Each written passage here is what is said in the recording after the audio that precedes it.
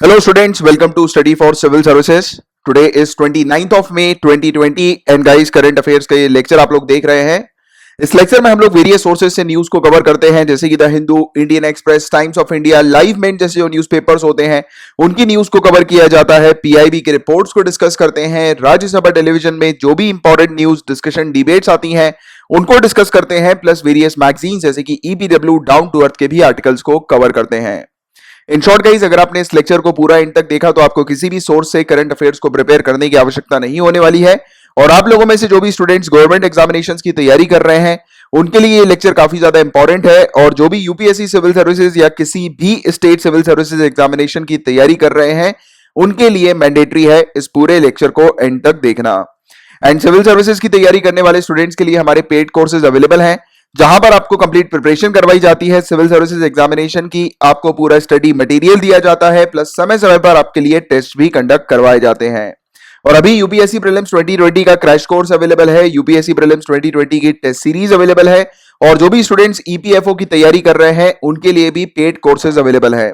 तो paid courses से related complete information के लिए और इसको ज्वाइन करने के लिए आप इन नंबर पर कांटेक्ट कर सकते हैं व्हाट्सएप, टेलीग्राम या कॉल करके. और टेलीग्राम की एप्लीकेशन पर जाकर अगर आप इन यूजर नेम्स को सर्च करेंगे तो आपको हमारा फ्री टेलीग्राम ग्रुप मिल जाएगा जहां पर हम लोग आपको फ्री में स्टडी मटेरियल्स प्रोवाइड कराते हैं एंड लेक्चर्स की नोटिफिकेशन अपडेट्स भी आपको वहीं पर मिल जाती है. तो चलिए फिर लेक्चर की शुरुआत करते हैं. तो देखिए गाइस, जो सिविल सर्विसेज का सिलेबस है जिसमें हम लोग को जनरल स्टडीज पेपर 1, 2, 3, 4 देखने को मिलता है. तो यहां पर हम लोग उसी के हिसाब से न्यूज को कवर करते हैं. सबसे पहले पेपर 1 से रिलेटेड जितने भी टॉपिक्स आए हैं उनको हम लोग डिस्कस करेंगे. Then we will move on to paper 2, फिर पेपर 3 की न्यूज को कवर करेंगे. सो चलिए गाइस, फिर स्टार्ट करते हैं पेपर 1 की पहली न्यूज से. यहां पर बात हो रही है खीर भवानी मेला के बारे में. तो देखिए, आपसे क्या क्या क्वेश्चन पूछे जा सकते हैं इससे रिलेटेड. सबसे पहली चीज तो ये मेला कहां पर ऑब्जर्व किया जाता है. तो जम्मू एंड कश्मीर में श्रीनगर के नजदीक एक गांव है. हालांकि you don't need to remember the name of this village. आपको गांव का नाम याद रखना जरूरी नहीं है क्योंकि ये चीज नहीं पूछी जाएगी. मेनली आपसे ये पूछा जाएगा कि खीर भवानी मेला कहां पर मनाया जाता है. तो श्रीनगर के पास एक गांव है, वहां पर एक मंदिर है. मंदिर का नाम आपको थोड़ा सा याद रखना है, राग्याना देवी मंदिर. ये हम लोग को देखने को मिलता है जिसको माता खीर भवानी मंदिर के नाम से भी जाना जाता है. यहां पर हर साल ये मेला ऑब्जर्व किया जाता है और ये मेला कश्मीरी पंडित के द्वारा सेलिब्रेट किया जाता है. ये इसलिए क्योंकि ये जो मंदिर है माता खीर भवानी मंदिर, ये कश्मीरी पंडितों का बहुत ही इंपॉर्टेंट मंदिर है. ठीक है. और यहां पर माता को खीर ऑफर की जाती है. खीर आप लोगों ने खाई होगी, ये राइस पुडिंग जिसको हम लोग बोलते हैं. तो ये माता को यहां पर खीर ऑफर की जाती है. ठीक है. चढ़ावा होता है यहां पर खीर का. और ये खीर भवानी मंदिर हम लोग को श्रीनगर के पास जो जम्मू एंड कश्मीर में है वहां से काफी नजदीक एक विलेज है. और यहां पर ये मंदिर हम लोग को देखने को मिलता है जहां पर हर साल एनुअल फेस्टिवल होता है, पब्लिक गैदरिंग होती है. और आप जानते हैं कि आज की डेट में पब्लिक गैदरिंग नहीं करना है, सोशल डिस्टेंसिंग करना है. इसलिए ये मेला अभी रिसेंटली कैंसिल हुआ है. दैट्स व्हाई ये टॉपिक जो था वो न्यूज में था. सिर्फ इतनी सी चीज याद रखो, इससे ज्यादा आपसे और कुछ डिटेल में नहीं पूछा जाएगा एग्जामिनेशन में. और ये मंदिर की फोटो आपके सामने है, दर्शन कर लो. अब नेक्स्ट जो टॉपिक है ये चारधाम टनल का हम लोग को देखने को मिल रहा है. चारधाम सुरंग 440 मीटर की हम लोग को देखने को मिल रही है जिसको सड़क सीमा संगठन, बॉर्डर रोड ऑर्गेनाइजेशन के द्वारा कंस्ट्रक्ट किया गया है. ये चारधाम जो यात्रा आपको पता होगी, चारधाम की यात्रा आपको पता होती है, श्रद्धालु जो होते हैं चारधाम की यात्रा में जाते हैं. तो चारधाम की लोकेशन आपको पता होनी चाहिए. चारधाम की लोकेशन कौन सी होती है? गंगोत्री, केदारनाथ, यमुनोत्री और बद्रीनाथ. ऐसे क्वेश्चन भी डायरेक्ट आ जाते हैं कि चारधाम कौन सी लोकेशन को कहा जाता है. तो गंगोत्री, केदारनाथ, यमुनोत्री, बद्रीनाथ. तो चारधाम की यात्रा को बूस्ट करने के लिए, इसको बढ़ावा देने के लिए एक टनल हम लोग को अभी देखने को मिल रहा है जो कि चारधाम की यात्रा को बूस्ट करने का ही एक पार्ट है. एक टनल बना के इसको किया गया है. जो टनल हम लोग को जो देखने को मिल रहा है वो ऋषिकेश से धरासू को कनेक्ट करेगा. ये आप मैप में देख लो, ये आपको ऋषिकेश की लोकेशन यहां पे दिखाई दे रही है और ये धरासू की लोकेशन आपको देखने को मिल रही है. बट आपसे मेन चीज क्या पूछी जाएगी, यहां पर कभी कभी नेशनल हाईवे से रिलेटेड क्वेश्चन आते हैं. तो ये कौन सा नेशनल हाईवे? NH94. NH94 ये हम लोग को देखने को मिल रहा है. इसके अलावा ऋषिकेश से ये रुद्रप्रयाग को जो कनेक्ट करता है हाईवे वो NH58 है. और रुद्रप्रयाग से ये हम लोग को यहां पर देखने को मिल रहा है माना, इसको जो कनेक्ट करता है ये भी NH58 ही 160 किलोमीटर का हम लोग को देखने को मिल रहा है. और देखो यहीं पर ही पूरी उत्तराखंड के अंदर चारधाम की यात्रा हम लोग को देखने को मिलती है. यमुनोत्री, गंगोत्री, केदारनाथ और ये देखिए आप बद्रीनाथ. ठीक है. तो ये इंपॉर्टेंट लोकेशन है और यहां पर टारगेट किया जा रहा है कि यहां पर चारधाम की यात्रा को बढ़ावा दिया जाए. इसलिए यहां पर टनल्स वगैरह बनाए जा रहे हैं और वेरियस कंस्ट्रक्शन हम लोग को देखने को मिल रहा है. ठीक है. रोड्स वगैरह अच्छे किए जा रहे हैं. तो ये सिंपल सी चीज बस आप याद रखो चारधाम टनल के बारे में और ये बस बेसिक डिटेल आपको याद रखनी है. अब पेपर 1 से रिलेटेड सिर्फ इतने ही टॉपिक थे आज। नाउ हम लोग पेपर 2 के टॉपिक्स की तरफ आगे बढ़। यहां पर बात हो रही है इंटरनेशनल लेबर ऑर्गेनाइजेशन के बारे में। इस टॉपिक को थोड़ा सा ध्यान दीजिएगा क्योंकि ये वाला टॉपिक काफी ज्यादा इंपॉर्टेंट है। वो इसलिए भी क्योंकि 2019 में 100 एनिवर्सरी इसकी कंप्लीट हुई थी इंटरनेशनल लेबर ऑर्गेनाइजेशन की। 1919 में ये स्टैब्लिश हुआ था और अभी 2019 निकला है, तो 100 ईयर्स इसको कंप्लीट हो गए थे, राइट। तो इसीलिए भी इस साल के वेरियस गवर्नमेंट एग्जामिनेशंस में इससे रिलेटेड क्वेश्चंस पूछे जा सकते हैं। और अभी रिसेंटली भी आईएलओ हम लोग को न्यूज में देखने को मिला। वो क्यों देखने को मिला वो थोड़ी देर बाद एक्सप्लेन करूंगा मैं। पहले आप इसके बारे में आपको क्या क्या चीजें जाननी है बेसिक, उसको ध्यान रखो। जैसे ये 1919 में इसको स्टैब्लिश किया गया था ट्रीटी ऑफ वर्साइल्स के थ्रू, और ये एफिलिएटेड एजेंसी थी लीग ऑफ नेशंस की। फिर जब लीग ऑफ नेशन को खत्म किया गया, बंद किया गया, उसके बाद हम लोग को यूनाइटेड नेशंस देखने को मिला था। तो 1946 के समय पे ये यूनाइटेड नेशन की एफिलिएटेड स्पेशलाइज्ड एजेंसी बन गई थी, वो भी सबसे पहली। इसका हेडक्वार्टर हम लोग को आईएलओ का जेनेवा स्विट्जरलैंड में देखने को मिलता है। और इसका काम क्या होता है, हालांकि देखो नाम से ही आप लोग को क्लियर हो गई ये चीजें कि ये लेबर्स के हित के लिए काम करती है, लेबर्स के प्रोटेक्शन के लिए, लेबर को राइट देने का ये काम करती है कि लेबर को राइट्स, अधिकार जो है वो मिले। और ये इंटरनेशनली रिकॉग्नाइज करती है ह्यूमन और लेबर राइट्स को, और उसको प्रमोट करती है। और साथ ही साथ इसको 1969 में नोबेल पीस प्राइज से भी सम्मानित किया गया था। इसके कुछ फंक्शंस की बात करें तो ये इसके मेंबर स्टेट्स को हेल्प करती है कि वहां पर जितनी भी प्रॉब्लम चल रही है लेबर्स वगैरह से रिलेटेड या सोशल इश्यूज जितने भी चल रहे हैं, तो उसको ये सॉल्व करने का भी काम करती है, उन मेंबर स्टेट्स की हेल्प करते हुए। साथ ही साथ ह्यूमन राइट्स प्रोटेक्शन का भी इसका काम हम लोग को देखने को मिलता है। ये वेरियस पॉलिसीज, प्रोग्राम्स, प्लान्स वगैरह बनाती है बेसिकली लेबर्स के बेनिफिट के लिए, राइट। जितने भी सोशल इश्यूज जो चल रहे हैं तो उसको टैकल करने के लिए, उसको सॉल्व करने के लिए वेरियस प्रोग्राम्स, पॉलिसीज, प्लान्स जो है वो उसके द्वारा बनाए जाते हैं। साथ ही साथ ये रिसर्च भी करती है। रिसर्च किस चीज के लिए होती है कि लेबर्स को क्या क्या प्रॉब्लम चल रही है, सोशल इश्यूज क्या क्या हो रहे हैं ऑल ओवर द वर्ल्ड, तो उस पर रिसर्च करती है ये। फिर वेरियस पब्लिकेशंस के थ्रू अपनी रिसर्च पब्लिश करती है, राइट। साथ ही साथ इंटरनेशनल लेबर स्टैंडर्ड्स ये सेट करती है एग्रीमेंट वगैरह के थ्रू, क्योंकि ये एग्रीमेंट निकालती है, कन्वेंशंस वगैरह निकालती है अलग अलग स्टैंडर्ड्स का, कि ये स्टैंडर्ड्स जो है वो आप लोग को फुलफिल करने अपनी कंट्री के अंदर। तो लेबर्स की बेनिफिट के लिए जो भी है जो है वो मतलब स्टैंडर्ड सेट करती है, उसका एक एग्रीमेंट बनाती है।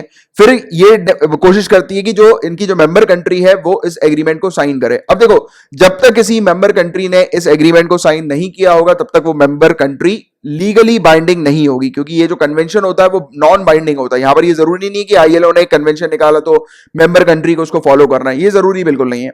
बट अगर एक मेंबर कंट्री इस एग्रीमेंट को साइन कर देती है और इस एग्रीमेंट को यानी कि राइटिफाई कर देती है, लागू हो जाता है वो एग्रीमेंट, तो उस समय उस मेंबर कंट्री के लिए लीगली बाइंड होता है कि इस स्टैंडर्ड्स को फॉलो करना, राइट। और हालांकि देखो, अगर कोई कंट्री अगर फॉलो नहीं भी करती है तो उसके खिलाफ ये कार्रवाई कर सकती है, बट मतलब उतना कोई इसके मतलब यानी कंट्री वॉयलेशन भी कर रही है तो उस कंट्री को कोई सीवियर पनिशमेंट वगैरह ऐसा कुछ जो है वो नहीं मिलने वाला, ठीक है। तो ये ऑन पेपर ही बस हम लोग को देखने को मिलता है। सिर्फ इतनी सी सिंपल चीज आप थोड़ी सी ध्यान में रखो, ठीक है। ये वाली बात करी हम लोगों ने। इसके अलावा 1998 में ये बहुत इंपॉर्टेंट है, इसने 8 फंडामेंटल प्रिंसिपल और राइट्स निकाले थे, रिलीज किए थे। अब ये 8 फंडामेंटल प्रिंसिपल एंड राइट्स कौन से मैं आपको बताऊंगा बाद में।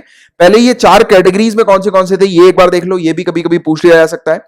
तो पहला जो एग्रीमेंट था वो फ्रीडम ऑफ एसोसिएशन का था, कि मतलब एसोसिएशन जो है वो बनाया जा सकता है लेबर्स वगैरह के द्वारा। और राइट टू कलेक्टिव बार्गेनिंग की, लेबर एक साथ मिलकर अपने यानी कि अपनी सैलरी वगैरह के लिए, अपने वेजेस वगैरह के लिए फाइट कर सकते हैं, अपना राइट जो है वो मांग सकते हैं, तो ये बार्गेनिंग कर सकते हैं यानी कि एम्प्लॉयर के साथ। ये वाली चीज यहां पर बताई गई है, ठीक है। और ये कन्वेंशन 87-98 में आता है। हालांकि you don't need to remember the figures, कि ये सब फिगर याद रखने की आपको जरूरत नहीं है अब इसके लिए स्पेशली। इसके अलावा बात करेंगे एलिमिनेशन ऑफ फोर्स और कंपलसरी लेबर। जैसे फोर्स लेबर जो होते हैं और कंपलसरी लेबर जो हम लोग को देखने को मिलते हैं, जैसे कि वो नहीं होता बॉन्डेड लेबर्स वगैरह, इस तरह की चीजें, तो उसको खत्म करने का इसका एक हम लोग को कन्वेंशन या प्रिंसिपल देखने को मिलता है, या फिर एक कैटेगरी हम लोग की इसके 8 प्रिंसिपल में से हम लोग को एक देखने को मिलती है, राइट। इसके अलावा बात करें एबॉलिशन ऑफ चाइल्ड लेबर के खिलाफ ये रहती है, ठीक है। इसके अलावा एलिमिनेट करने का काम करती है कि एम्प्लॉयमेंट के समय पे किसी भी प्रकार का डिस्क्रिमिनेशन जो है वो नहीं होना चाहिए एम्प्लॉयर को, राइट। यानी कि किसी भी ऑक्यूपेशन के लिए अगर कोई जॉब में जा रहा है तो कोई भी जेंडर डिस्क्रिमिनेशन नहीं होना चाहिए। ऐसा नहीं होना चाहिए कि मेल्स को ज्यादा पैसा दिया जा रहा है, मेल्स को ज्यादा वेजेस दिए जा रहे हैं, फीमेल्स को नहीं दिए जा रहे, तो ऐसा डिस्क्रिमिनेशन जो है वो जॉब या वर्क प्लेस पे नहीं होना चाहिए। तो ये मेजर इसकी 4 कैटेगरीज होती हैं और इस 4 कैटेगरीज में बटे हुए हैं टोटल 8 प्रिंसिपल्स, ठीक है। ये 1998 में इसने लेकर आई थी। इसके बाद क्या इंडिया की बात करें हम लोग, तो इंडिया इसकी फाउंडिंग मेंबर है सिंस 1922 और पहला इंटरनेशनल लेबर ऑर्गेनाइजेशन का ऑफिस इंडिया में सेटअप किया गया था 1928 में। और इंडिया ने इसके टोटल 8 जो प्रिंसिपल्स थे गाइस, उनमें से 6 प्रिंसिपल को इंडिया ने रेटिफाई किया है, लागू किया है, बट 2 को नहीं किया। अब देखो मैंने आपको बताया था ना, टोटल इसके हम लोग को 8 प्रिंसिपल्स देखने को मिलते हैं, जिनमें से 6 जो है वो इंडिया ने लागू कर लिए। तो 6 भी मैं आपको बता दूंगा, और 2 जो लागू नहीं किए वो नेक्स्ट स्लाइड में अभी बताने वाला हूं। तो एक तो फोर्स लेबर कन्वेंशन, ये पहला और दूसरा बिल्कुल एक जैसा ही है, इसमें कोई ज्यादा डिफरेंस नहीं है। ये फोर्स लेबर वही बॉन्डेड लेबर वाली जो चीज हम लोग को देखने को मिलती है, और यानी कि किसी को गुलाम वगैरह बना लिया जाता है, उससे काम करवाया जाता है, इस तरह की चीज है। इसके अलावा ये एबॉलिशन के लिए फोकस करती है कि फोर्स लेबर वगैरह जो है वो खत्म हो जाए, राइट। इसके अलावा सभी को इक्वल रेम्यूनरेशन, यानी कि सभी को इक्वल सैलरी वगैरह जो है वो मिलनी चाहिए, राइट। इसके अलावा डिस्क्रिमिनेशन जो है वो नहीं होना चाहिए किसी भी एम्प्लॉय के अगेंस्ट। तो ये सब चीजें आप जानते हो कि हमारी आपके फंडामेंटल राइट्स में भी इन सब चीजों को आपने देखा भी होगा, राइट। इसके अलावा मिनिमम एज कन्वेंशन, यानी कि किसी भी जॉब के लिए मिनिमम एज अलॉट करनी चाहिए। जैसे कि आप जानते हो कि काफी सारे ऐसे हजार्डस जॉब्स वगैरह हम लोग को देखने को मिलती है, माइनिंग एक्टिविटीज वाली है, इस प्रकार की चीजें। तो वहां पर एक एज सेट की गई है कि यार इतने कम से उम्र के लोग जो है वो यहां पर नहीं जाएंगे, दाखिला नहीं मिलेगा इतने कम से उम्र के लोगों का, ठीक है। तो मिनिमम एज भी एक कुछ सर्टेन जॉब्स वगैरह के लिए यहां पर हम लोग को देखने को मिलती है। साथ ही साथ worst form of child labour, तो चाइल्ड लेबर वर्स्ट फॉर्म का बिल्कुल भी नहीं होना चाहिए, किसी भी तरीके का नहीं होना चाहिए। तो ये कुछ 6 कन्वेंशन है जो इसके जो हम लोग को 8 में से देखने को मिलते हैं, जिसने इंडिया ने जिसको साइन किया और ये लागू हम लोग को देखने को मिलती है। बट 2 जो है वो नहीं हम लोग को देखने को मिलती। 2 कौन सी नहीं, फ्रीडम ऑफ एसोसिएशन और protection of right to organise convention. तो देखो ये एक ये हो गया, और दूसरा हो गया right to organise and collective bargaining convention, जो मैंने भी आपको स्टार्टिंग में बताया था, ठीक है। तो ये 2 इसलिए नहीं किए हैं इंडिया ने, क्योंकि देखो गाइस यहां पर कुछ गवर्नमेंट सर्वेंट्स जो हम लोग को देखने को मिलते हैं उनके ऊपर रेस्ट्रिक्शंस लगा दिए जाते हैं। जैसे कि गवर्नमेंट सर्वेंट स्ट्राइक नहीं कर सकते, गवर्नमेंट सर्वेंट जो होते हैं वो गवर्नमेंट पॉलिसीज को क्रिटिसाइज नहीं कर सकते। जैसे कि जब आप एक आईएएस ऑफिसर बनोगे तो आप थोड़ा ना सरकार की पॉलिसी को बोलने लगे नहीं है, बेकार है, इस प्रकार से, क्यों आपको मिलता ही नहीं है वो चांस ऐसा करने का, क्योंकि ये अलाउड ही नहीं है, ये राइट्स दिए ही नहीं हुए आप लोग को, यानी ये आगे नहीं दिए जाएंगे। मतलब मैं श्योरली इसलिए बोल रहा हूं क्योंकि हमारे सीरियस एस्पिरेंट्स तो डेफिनेटली सिलेक्ट होंगे, तो इसलिए अभी से ऑफिसर वाली फीलिंग अपने अंदर डेवलप करते रहो। इसके अलावा देखो ये यहां पर ये भी होता है, फाइनेंशियल कंट्रीब्यूशन को फ्रीली एक्सेप्ट नहीं करना, तो ये भी इसके अंदर आ जाता है। इसके अंदर हम लोग अगर बात करें तो ये वाले राइट्स भी नहीं मिलते हैं गवर्नमेंट एम्प्लॉइज को। जैसे कि जब आप गवर्नमेंट एम्प्लॉय बन जाओगे तब उस समय आप थोड़ा ना अपना ऑफिस अलग से खोल सकते हो, किसी और दूसरे ऑक्यूपेशन अलग से थोड़ा चला सकते हो, अलाउड नहीं होता है, ठीक है। ये एक चीज है। इसके अलावा to freely join foreign organisation, आप फॉरेन ऑर्गेनाइजेशन को अपनी मर्जी से ज्वाइन नहीं कर सकते, राइट। उसके लिए आपको सरकार से जो है वो परमिशन लेनी पड़ेगी, सरकार आपको परमिशन देगी तभी आप कर पाओगे, वैसे तो अलाउड होता नहीं है किसी कंडीशन में, ठीक है। क्योंकि जब तक आप ऑन जॉब हो तब तक आप कुछ दूसरी चीज जो है वो नहीं कर सकते। तो ये कुछ चीजें हम लोग को इसके टर्म्स एंड कंडीशंस में इंडियन गवर्नमेंट के देखने को मिलते हैं। तो इसलिए यहां पर इंडियन गवर्नमेंट ने ये 2 जो 8 में से 2 जो प्रिंसिपल्स हैं उस पर साइन नहीं किया है। अब देखो, अब याद करो मैंने आपसे स्टार्टिंग में क्या बोला था कि एक अगर मेंबर कंट्री अगर इनके प्रिंसिपल्स को या फिर इनके कन्वेंशन को अगर साइन कर देती है तो उसके लिए लीगली बाउंड होता है उसको फॉलो करना। हालांकि वॉयलेशन में उतना कोई मतलब दिक्कत नहीं आती है, बट फिर भी एक स्टेटस वाली बात होती है ना कि अगर आपने किसी इंटरनेशनल ऑर्गेनाइजेशन को ज्वाइन किया और उसके कन्वेंशन को साइन किया, फिर आप वॉयलेट कर रहे हो उसके कन्वेंशन को, तो ये इंटरनेशनली आपकी इमेज जो है यानी कि कंट्री की इमेज जो है वो खराब हो सकती है। तो ये आप कंसेप्ट इस प्रकार से बिल्डअप करो कि ये इस प्रकार से इसका ऑपरेशन हम लोग को देखने को मिलता है, ठीक है। क्लियर है यहां तक पूरी बातें? अब आगे बढ़ लेते हैं। ये टॉपिक न्यूज में क्यों आया था आईएलओ का, तो देखिए आईएलओ ने कंसर्न एक्सप्रेस किया है और हमारे ऑनरेबल प्राइम मिनिस्टर से कहा है कि भाई जो हमारे जो आज की डेट में इंडिया में जो हो रहा है, हमारे देश में जो हो रहा है, जैसे कि आप जानते होंगे कि काफी सारी स्टेट्स ने, स्पेशली अगर हम लोग बात करें उत्तर प्रदेश, मध्य प्रदेश और गुजरात की, तो उन्होंने अपने लेबर लॉस को 2 से 3 सालों के लिए सस्पेंड कर दिया। तो आईएलओ ने क्या बोला कि यार ऐसा होगा तो लेबर्स के लिए बहुत दिक्कतें आना शुरू हो जाएंगी। तो इसी चीज को कंसर्न लेते हुए यहां पर ऑनरेबल प्राइम मिनिस्टर से हमारे कहा है कि आप सेंटर और स्टेट्स को एक मैसेज भेजो कि भाई जितने भी लेबर लॉस को जो सस्पेंड किया है, जो डाइल्यूट किया है, उसको ऐसा मत करो, उसको दोबारा से उनकी पोजीशन पे लेके आओ। यानी कि वो जो लॉज हैं, वो जो कानून है, वो बहुत इंपॉर्टेंट है। अगर वो डाइल्यूट होते हैं या फिर वो सस्पेंड होते हैं तो दिक्कत हो सकती है, राइट। लेबर के राइट जो है वो छीन सकते हैं। तो ये बड़ी एक चीज कंसर्न आईएलओ ने दिखाया था, तो इसलिए टॉपिक हम लोग को न्यूज में देखने को मिला था। हालांकि आप लोग को याद आ रहा होगा, हम लोगों ने अभी कुछ समय पहले ही इसी महीने 12 मई को इस टॉपिक को भी डिस्कस किया था। तो जिन बच्चों ने नहीं देखा ये वाला टॉपिक, जाकर जरूर देखिएगा। और इस टॉपिक का जब आप देखेंगे तो जब ये टॉपिक एंड होगा तब वहां पर भी मैंने आपको एक वीडियो देखने के लिए कहा है। वो बेसिकली लेबर कोड से रिलेटेड वीडियो है, वो भी आप जरूर जाकर देख लीजिएगा, क्योंकि अगर आप ऐसा कर लेते तो आप वो पूरा टॉपिक जो है वो आपका फिनिश हो जाएगा। ये वाला पर्टिकुलरली लेबर से रिलेटेड या माइग्रेंट लेबर से रिलेटेड जो हमारा इशू चल रहा है, तो उसमें आपको काफी सारे points prelims point of view से भी मिल जाएंगे और मेंस पॉइंट ऑफ व्यू से भी मिल जाएंगे। और जिन बच्चों ने ऑलरेडी देखा हुआ है वो एक बार जाकर जरूर रिवाइज कर लीजिएगा, या फिर अपने नोट्स को निकाल लीजिएगा, देख लीजिएगा, या जिन बच्चों को इसकी पीडीएफ मिलती है वो एक बार पीडीएफ स्क्रॉल कर लीजिएगा, ठीक है।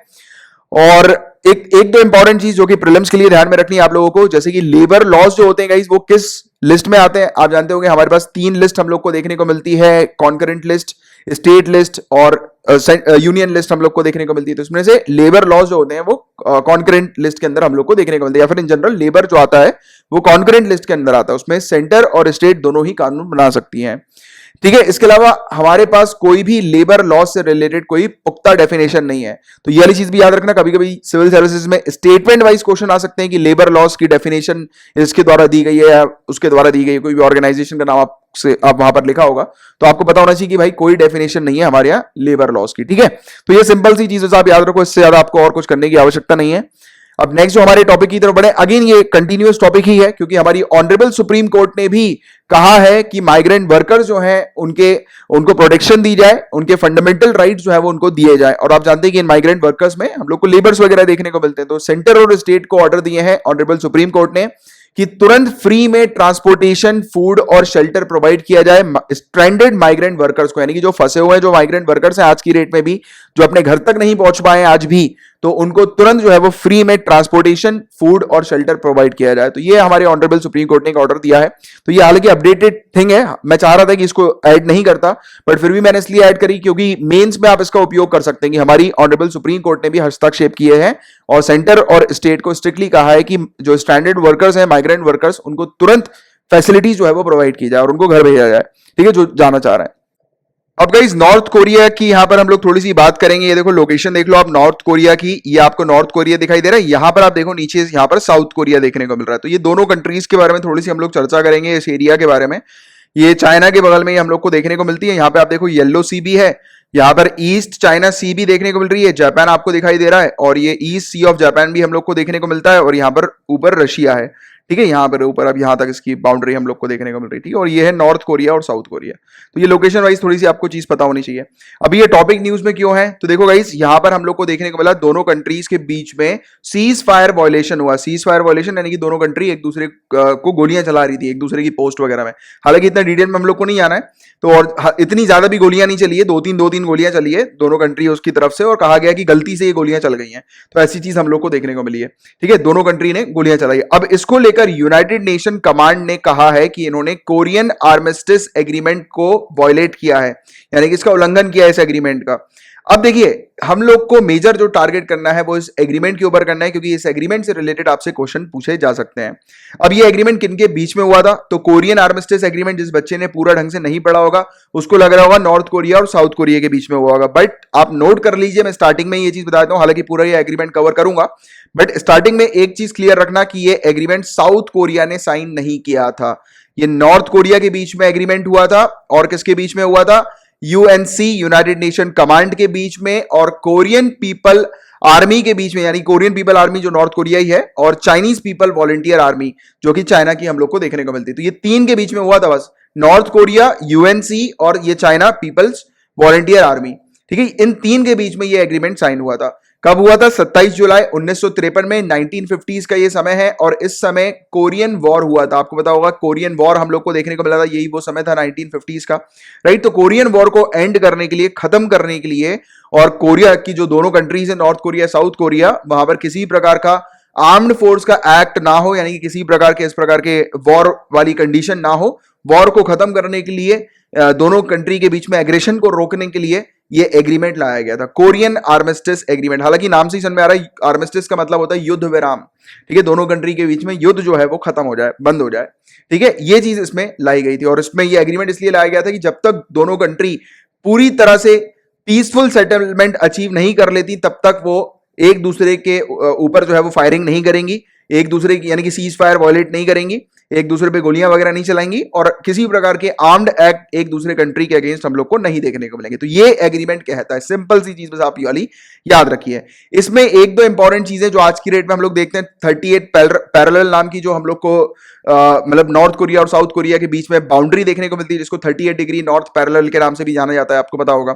नॉर्थ कोरिया और साउथ कोरिया की बाउंड्री को ही हम लोग 38 डिग्री पैरेलल के नाम से जानते हैं, ठीक है। तो ये इसी के थ्रू लाया गया है, ये एग्रीमेंट जो बनाया गया है उसने एक नई बॉर्डर क्रिएट कर दी थी दोनों कंट्रीज के बीच में, नॉर्थ कोरिया साउथ कोरिया के बीच में, और कोरियन डीमिलिटराइज जोन DMZ, ये नई बॉर्डर बन गई थी दोनों कंट्रीज के बीच में। इसको 38 पैरेलल के नाम से भी जाना जाता है, कई जगह पे इसको 38 डिग्री नॉर्थ पैरेलल के नाम से भी लिखा हुआ है। तो ये चीज बस आपको याद रखनी है, दोनों ये जो 38 पैरेलल जो है इसने नॉर्थ और साउथ कोरिया को अलग कर दिया था, सेपरेट कर दिया था, राइट। और टारगेट किया गया था दोनों एक दूसरे पर सीज फायर को लागू रखेंगे, यानी कि किसी प्रकार का सीज फायर वॉयलेशन नहीं होगा, राइट। और दोनों के जितने भी प्रिजनर ऑफ वॉर्स हैं, यानी कि जो उनके कैदी हैं उनको छोड़ दिया जाए, यानी कि अभी कोरियन वॉर के समय पे जितने भी कैदियों को जो है वो बंद करके रखा हुआ है, तो उन दोनों कंट्रीज एक दूसरे के कैदियों को छोड़ दें, ठीक है। तो ये चीज यहां पर लाई गई थी, और कोई भी किसी भी कंट्री के खिलाफ यानी कि दोनों के खिलाफ एग्रेशन जो है वो नहीं करेगा। तो ये सिंपल सी चीज इस एग्रीमेंट के अंदर लिखी हुई थी, और ये एग्रीमेंट 1953 में साइन कर दिया था।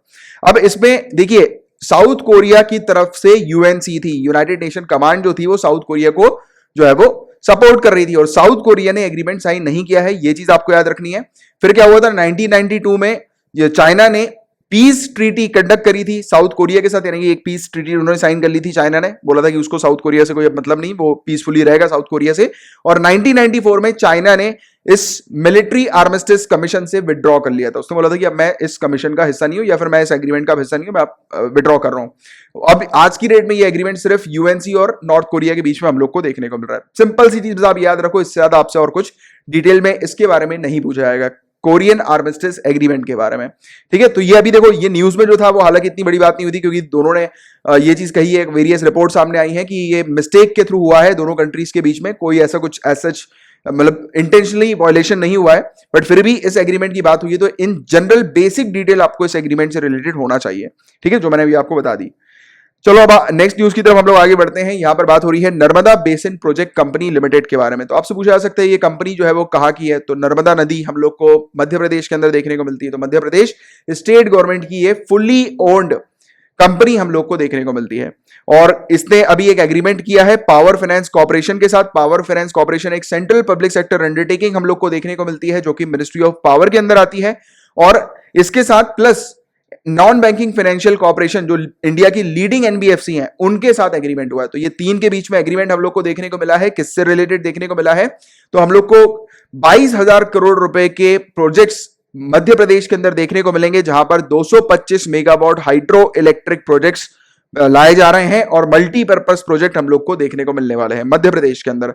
कुछ चंद प्रोजेक्ट्स के नाम की अगर हम लोग बात करें, जैसे कि डिंडोरी के अंदर हम लोग को बसनिया मल्टीपर्पज प्रोजेक्ट देखने को मिलेगा, चिंकी बोरस मल्टीपर्पज प्रोजेक्ट हम लोग को नरसिंहपुर रायसेन होशंगाबाद में देखने को मिलेगा, साकार पेंच लिंक नरसिंहपुर छिंदवाड़ा डिस्ट्रिक्ट में देखने को मिलेगा, दूधी प्रोजेक्ट छिंदवाड़ा होशंगाबाद में हम लोग को देखने को मिलेगा, ठीक है। तो ये कुछ चीजें हैं, ये प्रोजेक्ट्स के बेसिकली नाम है, जिसको आपको थोड़ा सा बस ध्यान में रखना है, और क्योंकि ये ऐसे क्वेश्चन आ सकते हैं कि ये फलाना प्रोजेक्ट जो है वो किस स्टेट का है, तो आपको मध्य प्रदेश थोड़ा सा याद रखना है, क्योंकि ये पूरे प्रोजेक्ट्स मध्य प्रदेश के हैं। मध्य प्रदेश के अंदर 22,000 करोड़ रुपए के ये हाइड्रो इलेक्ट्रिक प्रोजेक्ट्स और मल्टीपर्पज प्रोजेक्ट्स हम लोग को देखने को मिलने वाले हैं। तो इसी को लेकर ये एग्रीमेंट हुआ था, दैट्स वाई ये टॉपिक न्यूज में हम लोग को देखने को मिला था।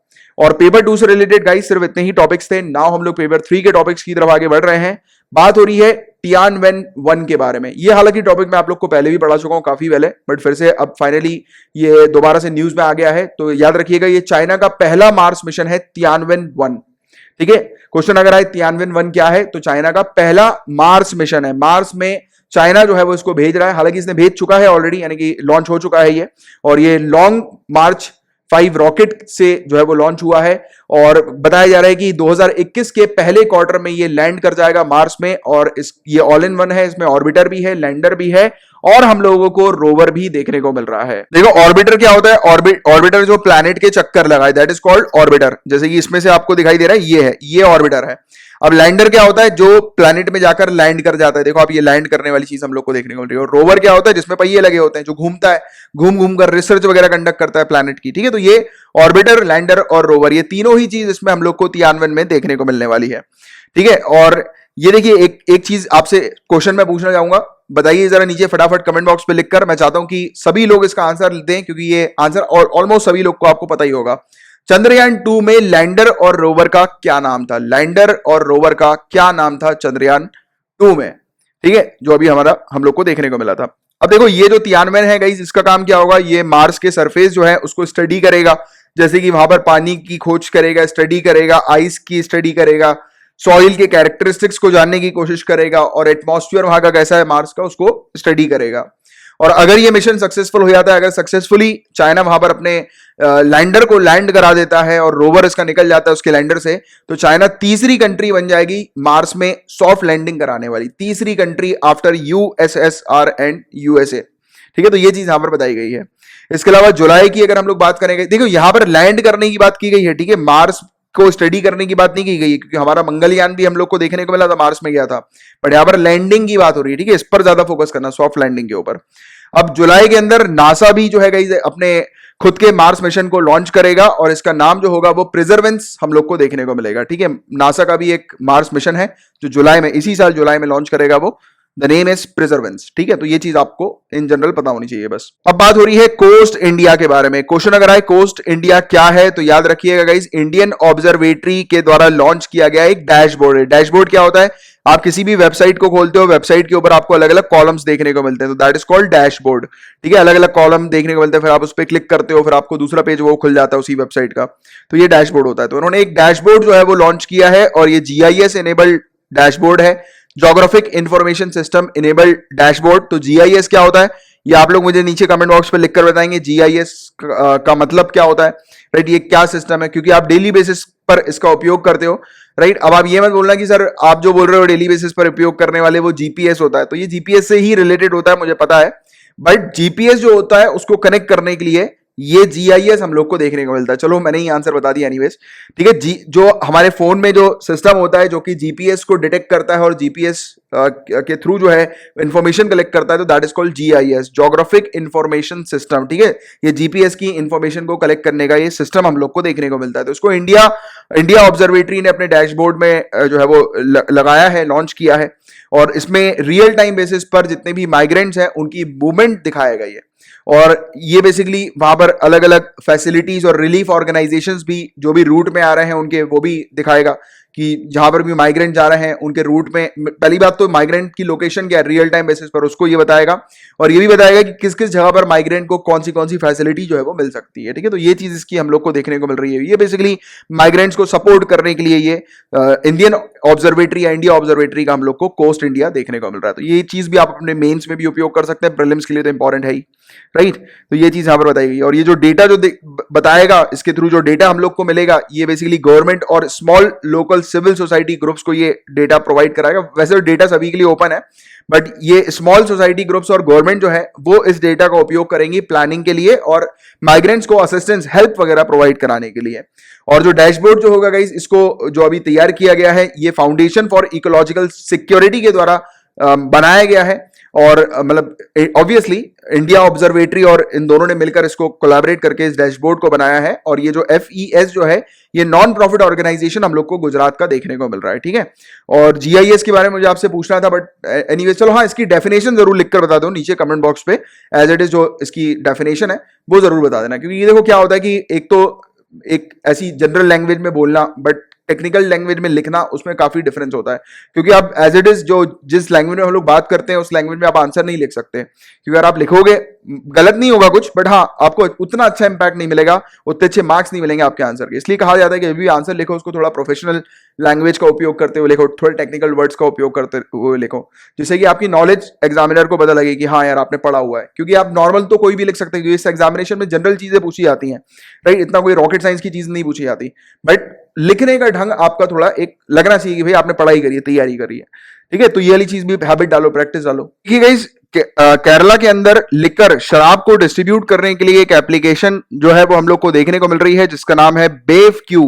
ये एप्लीकेशन का उपयोग किया जाएगा केरला के बेवरेजेस कॉर्पोरेशन के द्वारा, और ये केरला के अंदर लिकर को, शराब को जो है वो डिस्ट्रीब्यूट करेंगी इन एप्लीकेशन के थ्रू। बेव क्यू नाम इस एप्लीकेशन का है, और ये टारगेट किया जा रहा है कि लिकर शॉप्स में ओवर क्राउडिंग ना हो। ओवर क्राउडिंग को रिड्यूस करने के लिए ये एप्लीकेशन लाई गई है, और इस एप्लीकेशन को डेवलप किया है कोची की एक स्टार्टअप के द्वारा जिसका नाम है fair code technologies private limited. ठीक है, तो ये बस बेसिक चीज आप इसके बारे में ध्यान। अब इस बात हो रही है बग बाउंटी प्रोग्राम के बारे में, तो ये काफी इंपॉर्टेंट टॉपिक है। इससे रिलेटेड डायरेक्ट क्वेश्चन बन सकते हैं, क्योंकि आरोग्य सेतु से रिलेटेड ये हम लोग को टॉपिक देखने को मिल रहा है। आरोग्य सेतु ऐप के बारे में अब आप जानते ही होंगे, राइट, क्योंकि ये इतना ज्यादा सरकार ने इस एप्लीकेशन को प्रमोट भी किया, और हम लोगों ने प्रीवियस ट्यूटोरियल्स में भी, आप लोगों ने अगर मुझे फॉलो किया होगा तो हमने भी डिस्कस किया इस टॉपिक को। तो देखो गाइस, ये वाली जो ऐप है आरोग्य सेतु ऐप, तो इसके अंदर लूप होल्स को निकालने के लिए, इसका मतलब इन जनरल जैसे कि जो सॉफ्टवेयर डेवलपर्स होते हैं, जो सॉफ्टवेयर वगैरह बनाते हैं, एप्लीकेशंस वगैरह बनाते हैं, वेबसाइट वगैरह बनाते हैं, तो यहां पर हम लोग को एथिकल हैकर्स भी देखने को मिलते हैं। उनका काम क्या होता है कि उस सॉफ्टवेयर के अंदर से लूप होल को फाइंड आउट करना, कि भाई इस सॉफ्टवेयर के अंदर क्या कमजोरी है जिससे कि कोई भी इस सॉफ्टवेयर के साथ छिड़कानी कर सकता है। तो वो लूप होल को फाइंड आउट करने के लिए गवर्नमेंट ऑफ इंडिया ने इनवाइट किया है सिक्योरिटी रिसर्चर्स को, हालांकि इनको सॉफ्टवेयर डेवलपर्स भी आप कह सकते हो या एथिकल हैकर्स भी आप कह सकते हो, तो उनको इनवाइट किया है कि इस आरोग्य सेतु ऐप के अंदर से जितने भी लूप होल्स हैं उसको बताओ, राइट। और इसका जो भी यानी कि बताएगा स्पेशली इंडियन नेशनल्स, तो उनको जो है वो रिवॉर्ड दिया जाएगा। और हालांकि इनवाइट तो फॉरेन नेशनल्स को भी किया गया है, फॉरेन सिटीजन्स को भी किया गया है, बट सिर्फ रिवॉर्ड जो दिया जाएगा वो इंडियन सिटीजन्स को ही दिया जाएगा। ये वाली चीज आप थोड़ी सी याद रखना कि इस एप्लीकेशन के अंदर जो भी फाइंड आउट करता है कि भाई इस एप्लीकेशन के अंदर क्या लूप होल है, क्या कमियां हैं, तो उसको 3 लाख रुपए तक रिवॉर्ड दिया जाएगा, और 1 लाख रुपए उन लोगों को दिया जाएगा जो लोग पॉइंट आउट कर देते हैं कि यार इसमें ये इंप्रूव करने की आवश्यकता है, या फिर कोई सजेशन, अगर कोई स्ट्रॉन्ग सजेशन देता है तो उसको 1 लाख रुपए तक जो है वो रिवॉर्ड दिया जाएगा। तो ये चीज सरकार लेकर आई है इस बग बाउंटी प्रोग्राम के थ्रू। ये चीज आप थोड़ी सी याद रखिएगा इसके बारे में। अब आरटी लैम्प की बात हो रही है। आरटी लैम्प क्या है, क्वेश्चन अगर आए तो याद रखना कि कोरोना वायरस को टेस्ट करने के लिए ये हम लोग को आरटी लैम्प देखने को मिल रहा है।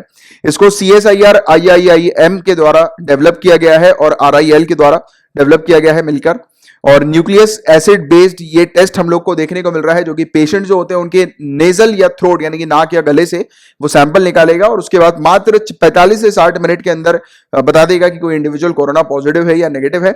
और काफी सस्ता ये हम लोग को किट देखने को मिल रही है, टेस्ट किट, और काफी एक्यूरेट भी है ये, और ये पूरी तरह से इंडिया में मैन्युफैक्चर की गई है। तो सिंपल सी चीज बस आप इसकी याद रखो, इससे ज्यादा डिटेल में जाने की जरूरत नहीं है आरटी लैम्प से रिलेटेड, ठीक है। अब जो नेक्स्ट टॉपिक है वो हाइड्रोक्सीक्लोरोक्विन के बारे में हम लोग को देखने को मिल रहा है, जो कि एक एंटी मलेरियल ड्रग है।